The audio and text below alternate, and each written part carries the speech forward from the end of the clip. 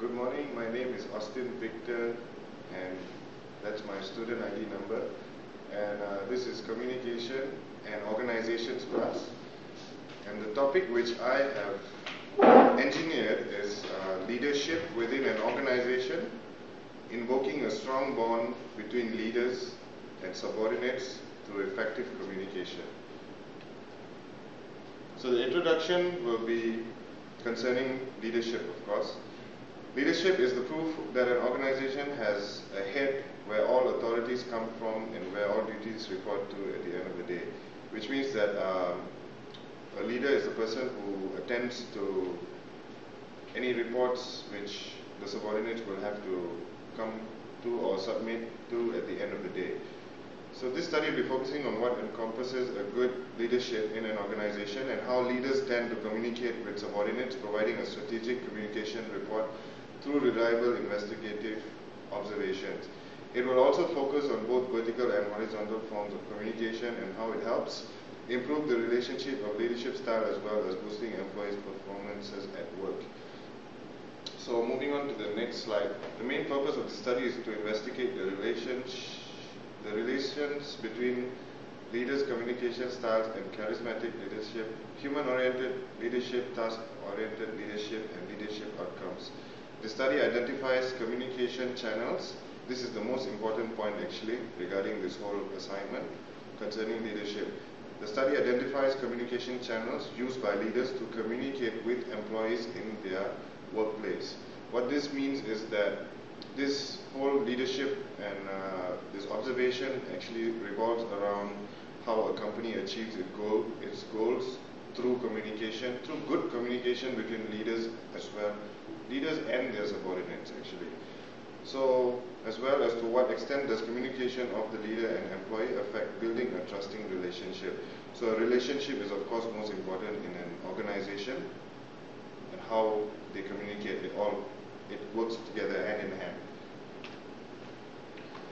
So the organizational approach which I have adopted is the classical approach, simply because employees are taught to perform duties without much priority being given to human needs or creativity. As you can see down there, the chosen organization is Tony Roma's, which is located the outlet is in the Gardens Mid Valley. So knowing that it is a restaurant, it is a food chain restaurant, and the employees don't have much they don't have to cross over their boundaries to think of other things. They have like a specific job scope. That's what this means. So the scope of employees in this context focuses mainly on the output and maximizing productivity in contribution to the organization. So as I mentioned before, it is important for the organization to achieve its goals. So based on this classical approach, this is the outcome which I will be looking for at the end of the day. So moving on to the literature review, this journal article explains the link between leadership and competent communication, which has received limited attention by business and communication scholars alike. So he cited a few people in this, and he has suggested that communication shapes the perceptions of leaders. The charisma and communication can be divided into content of leaders, messages, and presentation of those messages.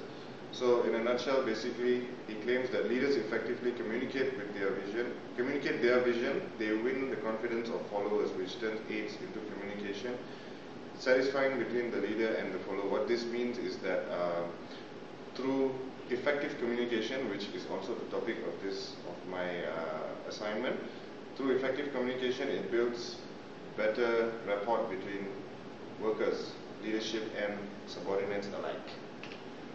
This second journal talks about the importance of communication in construction of workplace identities, including leaders and group identities. So in this context, leaders and managers are inevitably significant and influential participants with crucial impact on the workplace culture. So how people work and how they run things around in the organization or workplace rather is affected by what this author is trying to say, these authors actually. So the third journal which I've decided to use is entitled Communication in Fast Food Organizations, which is related to my organization of choice actually. So this journal examines the activities associated with day-to-day communications in fast food chain restaurants, with special attention and focus given to the manager-employee relationships and employee-employee interaction. So the focus in this reading is it focuses on, as you can see, the manager and employee, as well as from employee to employee. So it is like a entire thing. It's not like only on the surface between the leader and the subordinate. It's between employees as well. So the most important point is it's a fast food organization, so this is how it might help my assignment. So the next one would be dealing with components of communication models.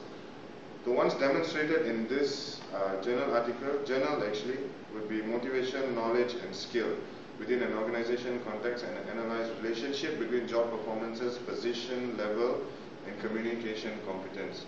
So in this journal it explains how, as you can see, job performance, position, level and communication competence all come together, and how it helps build a proper workplace environment, and how it also talks about leadership most importantly, and how it plays an important role in the workplace.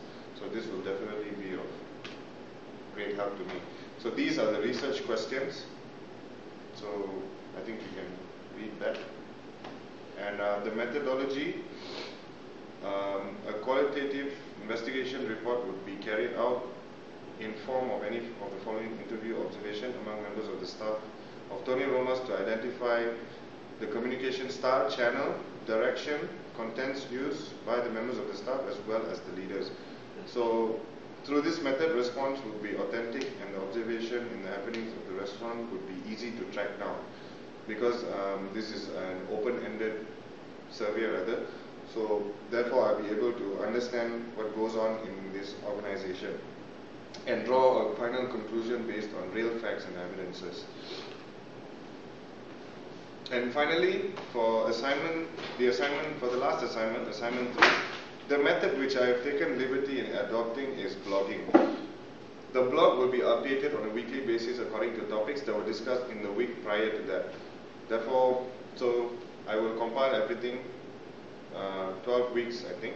So compile everything, and at the end of the semester I will be done with my assignment 3. Thank you very much.